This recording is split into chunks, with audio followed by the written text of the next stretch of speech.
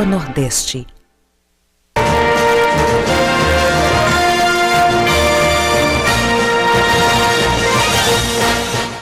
Está começando um programa Políticas.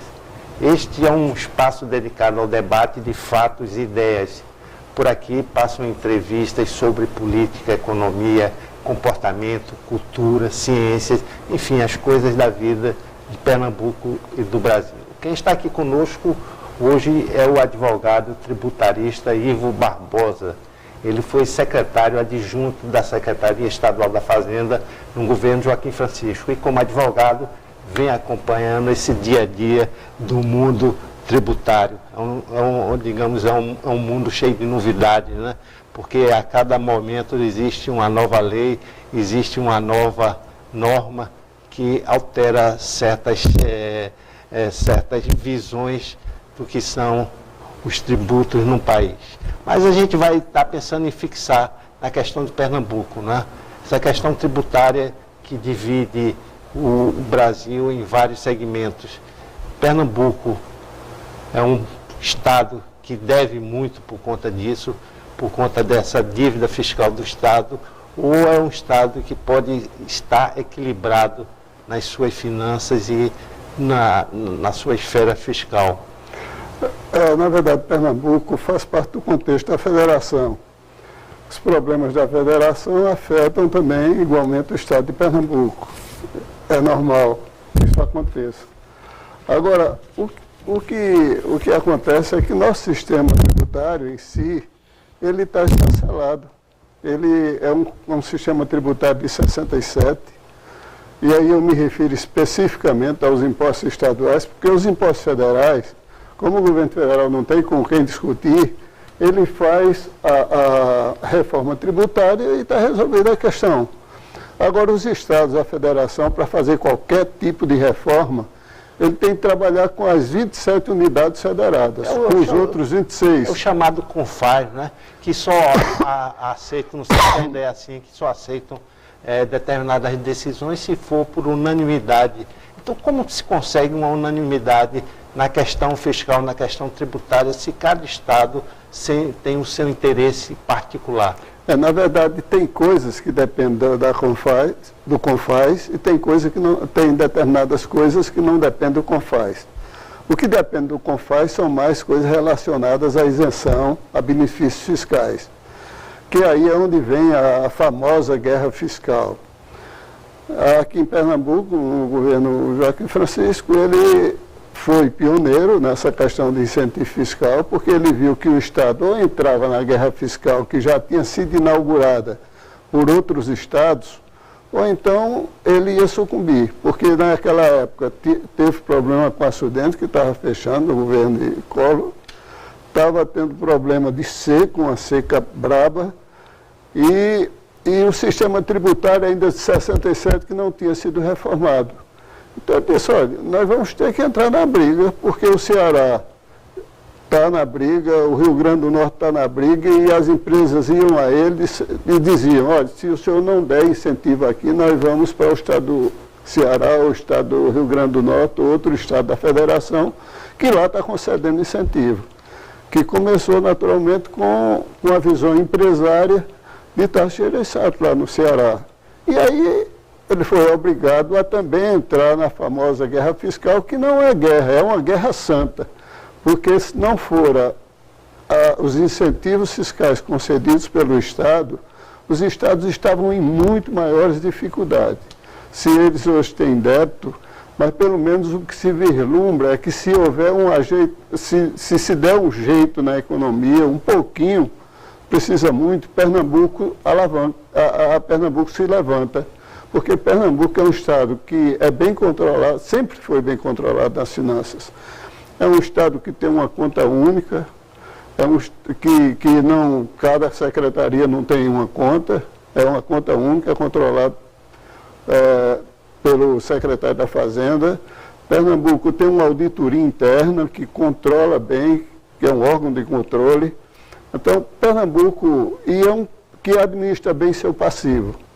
Então, Pernambuco, assim, na visão que eu tenho e que eu continuo vendo assim de longe, mas as contas públicas, como são publicadas, a gente vê, Pernambuco é um estado que nasceu para ser grande.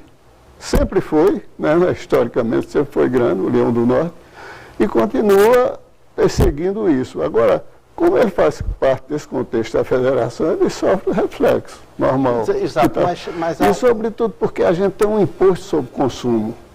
Se o consumo baixa, o imposto estadual é um imposto basicamente incidente sobre o consumo. Se o consumo baixa, não tem como se arrecadar, né? Esse é que é o grande problema. Isso daí resultaria nas queixas e até na choradeira do governador Paulo Câmara a respeito da queda da arrecadação do Estado. Essa queda é verdadeira, essa queda é substancial para comprometer o desenvolvimento futuro do Estado? Olha, a queda da receita é grande. O ano passado não cobriu a inflação, se perdeu em relação à arrecadação do Estado do ano passado é em torno de 26 milhões, pelo que eu acompanhei. 26 bilhões, quer dizer. Então, isso não cobriu nem o acréscimo que se deu, não cobriu a inflação, não é? Agora, veja, se nos idos de 90 não já tivesse cuidado de conceder incentivo fiscal para atrair indústrias para aqui, porque hoje a gente vê, por exemplo, a fábrica da Fiat exportando para fora do país, do Estado, vendendo ao Brasil todo. Quando vende para fora do país não tem muita receita, tem apenas um fundo de compensação que a União ressarce. Mas quando vende para fora do Estado tem. E se deve a essas indústrias que foram criadas pelos governadores todos, né, de que Pernambuco sempre Pernambuco teve uns governadores próprios, trabalhadores, que realmente trouxeram indústrias para aqui. E essas indústrias hoje elas já estão dando as respostas.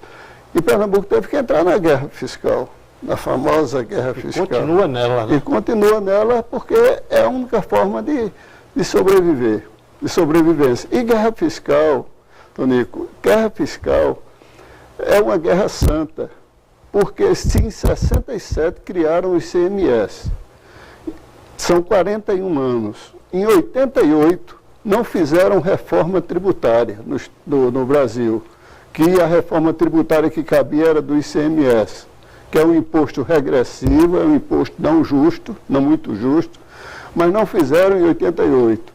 E de lá para cá já se foram cerca de 5 projetos de emenda constitucional para o Congresso Nacional que não sai do canto. Quando é aprovada nas duas casas, tem uma emenda, volta para outra que morre lá de novo. Então, o problema da reforma tributária é o ICMS, que não se consegue, porque tem que harmonizar os interesses de 27 unidades federadas. Quer dizer, 26 estados e o Distrito Federal, que também cobra ICMS. Então, esse é onde está o ponto de estrangulamento. Isso é onde não se consegue harmonizar a federação, é o ICMS. Vamos fazer um pequeno intervalo, daqui a pouco a gente volta para exatamente concluir esse raciocínio. Diante disso, o que fazer? A CPMF é uma solução para o país? Daqui a pouco a gente volta.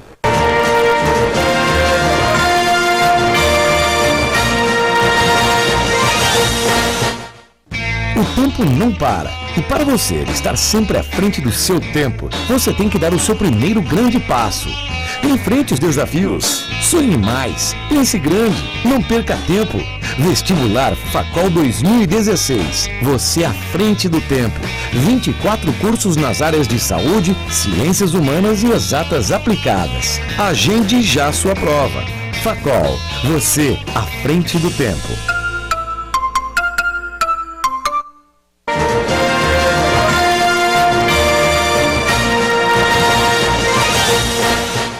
Estamos de volta no programa Políticas, um espaço dedicado ao debate de fatos e ideias. Aqui passam entrevistas sobre política, economia, cultura, sobretudo, afinal, as coisas da vida E quem está aqui conosco hoje é o advogado tributarista Ivo Barbosa.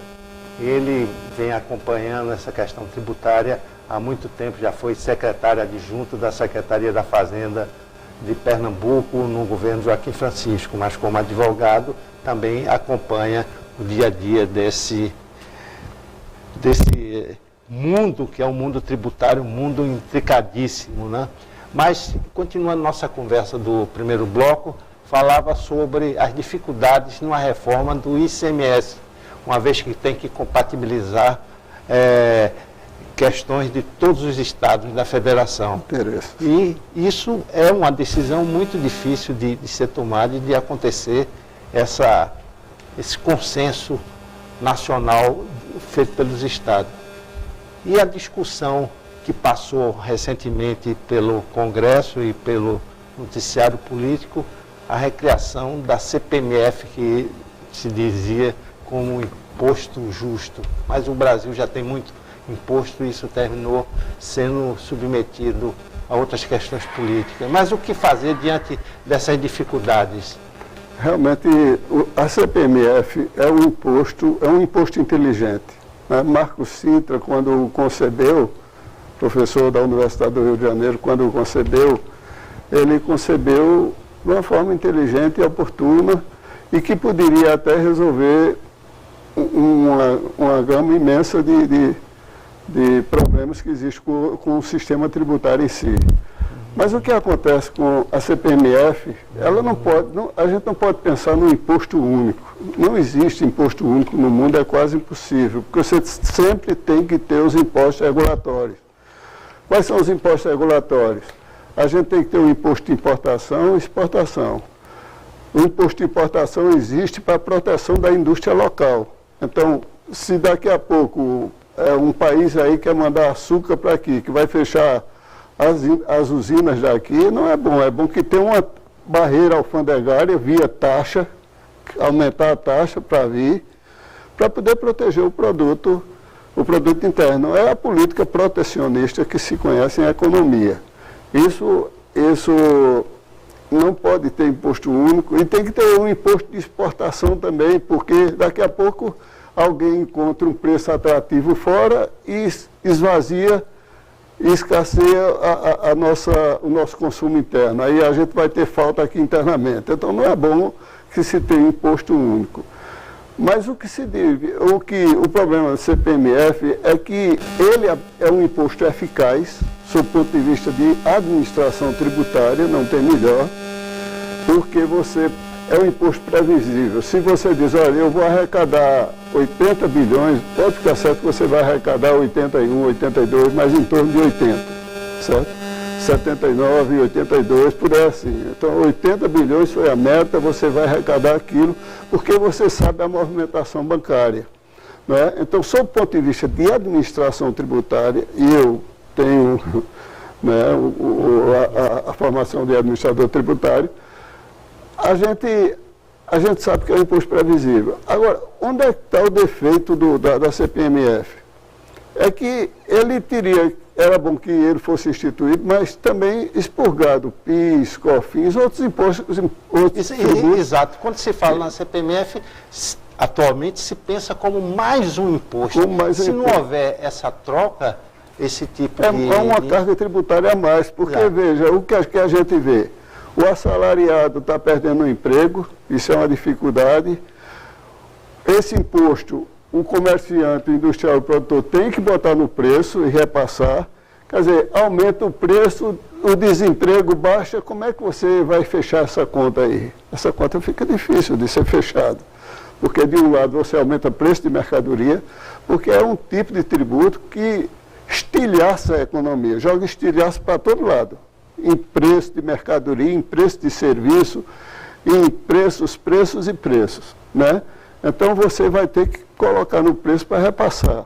Aí se você vê a economia em declínio e o imposto aumentando, como é que você vai fechar essa conta? Quem é que vai conseguir pagar isso? Então, se fosse um imposto substitutivo de outros, que não é um imposto, é uma contribuição, porque eles querem sob forma de contribuição, Porque eles dizem assim, olha, vai ter uma finalidade específica, vou botar para a saúde, vou botar para a educação, vou botar não sei para isso. Eles não botam. A gente sabe a experiência anterior é essa. E como contribuição, fica só com o governo federal, porque se fosse imposto, teria que ratear com os estados e municípios, não é isso? Ainda teria esse como imposto, ainda teria o rateio, porque ele teria que ser como imposto, porque a não ser que faça uma alteração na Constituição, a contribuição ela tem uma finalidade específica, né? Se bem que lá no orçamento, sei que fizeram porque a saúde continuou do mesmo jeito, era para a saúde e a saúde continuou do mesmo jeito, né? Só houve mais um imposto, né? Agora, teria que o imposto para poder partilhar com as demais unidades federadas, porque é uma das coisas que consta da proposta, né, de criação é que seria distribuído entre estados e municípios também para cobrir determinados. Pela sua vivência nesse mundo dos tributos, esse mundo complicadíssimo, né? Há uma crença, pelo menos sua, de uma reforma tributária que realmente desse um norte aos impostos nacionais, organizasse todo esse sistema nacional? Assim, essa proposta que está no Congresso Nacional é uma proposta que, para mim, resolve bem, porque o grande problema é a falta de simplicidade, né? Porque hoje a gente tem, em relação ao ICMS, a gente tem 27 legislações para obedecer. Uma empresa que tem filial em vários estados tem que cumprir a legislação de 27 unidades federadas. Então, a simplicidade. Outra coisa, esse imposto ele foi importado de um país unitário, França, onde foi pela primeira vez aplicado. Ele é de 67, já está velho, precisa ser atualizado. Veio de um país unitário para uma república federativa, o Brasil é uma república federativa, aí já vem um choque, aí deu como competência cada unidade federada, né? Lá era só uma, aqui são 27, né? Então, aí fica difícil de resolver, mas se eles fizessem, como tem na proposta, unificar a legislação é federal, do ICMS, e uma distribuição entre os entes federados do produto da arrecadação, então talvez melhorasse muito, porque você teria apenas uma legislação. Só para citar um exemplo, aqui em Pernambuco a gente tem um instrumento de controle chamado CEF. CEF é o Sistema de Escrituração Fiscal, que é um sistema para fiscalização controlar as empresas através desse instrumento. Nacionalmente tem um SPED, que é outro instrumento igual, só que o de Pernambuco, modéstia à parte, é um pouco mais completo. Aí, resultado, Pernambuco não quer abrir mão dele, a Receita Federal e os outros estados não aceitam o de Pernambuco e Pernambuco fica isolado. Agora, há pouco tempo, parece que o Distrito Federal resolveu aderir ao sistema de Pernambuco. Mas você vê, é uma parafernália quanto à questão de controle do tributo. E aí, essa desarmonia na federação, se houver só essa legislação da forma como está proposta lá no Congresso Nacional, com absoluta certeza, eu acho que a gente resolve pelo menos a parte da simplicidade. Uma legislação só, o tributo passa a ser controlado pela União e a União repassa para os estados a parcela de cada um. Essa é que deve ser a nossa expectativa e a nossa esperança positiva para que esse sistema tributário consiga manter um equilíbrio do país, não é isso? Perfeito, perfeito. Eu acho que é por aí que a gente tem que agir. É bem verdade que o imposto teria que ser um imposto assim progressivo, ou seja, você paga à medida do que você pode. Quanto mais você pode pagar, mais você paga. Você teria que ter um tipo de tributo por equidade que não fosse justo, mas pelo menos que ele fosse mais ou menos equânime, que nivelasse as pessoas, né? E a gente tem um tributo progressivo, né? Com equidade, né? Então, que isso era o previsto na Constituição. Mas, se começar a simplificar, tem que ir devagarinho. Uma casa você tem que construir devagar. E esse sistema, como ele já está todo meio esfacelado, ele tem que realmente ser uma construção devagar, para poder reformar o sistema tributário. Mas ele tem que ter essa reforma. O que se está faltando é uma posição política, uma decisão política para resolver a questão. Isso poderia ser estimulado por quem? Pela presidência da República? Ou a presidência da República. Lula, na época, disse que agora eu vou resolver. E ele mandou o projeto para o Congresso Nacional. Foi para a Câmara aprovou, foi para o Senado, que retificou alguma coisa, voltou para a Câmara e morreu na Câmara. O governo Dilma nada? O governo Dilma... não me recordo. Fez alguma coisa também, mas não andou. Chegou finalmente. E possivelmente, se houver interesse, talvez o governo Temer chegue a esse desenlace. Exato, porque os estados estão entrando com essas ações todas agora para diminuir os juros, para evitar os juros sobre juros. Sim. E isso eles têm que encontrar uma conciliação. Temer tem que negociar com os governadores para eles resolverem o problema da dívida pública, né? Porque o problema é que depois da Lei de Responsabilidade Fiscal, em 2000, a Lei Complementar 105, que até Joaquim Francisco foi o relator dela, foi feito um acordo quanto às dívidas do Estado. A União a incorporou e ficou cobrando devagarinho dos estados. Mas cobra juros sobre juros e daqui a pouco vira essa bola de neve, os estados sufocados como estão. Exato, ficam sem futuro. Mas, infelizmente, nosso programa está chegando ao fim. Agradecemos aqui a presença do advogado tributarista Ivo Barbosa, também já foi secretário adjunto da Secretaria Estadual de Fazenda. Conversamos sobre esse mundo intricado, complicadíssimo e que tira muito de nós o mundo dos impostos. Doutor Ivo, muito obrigado pela sua presença e até o próximo programa.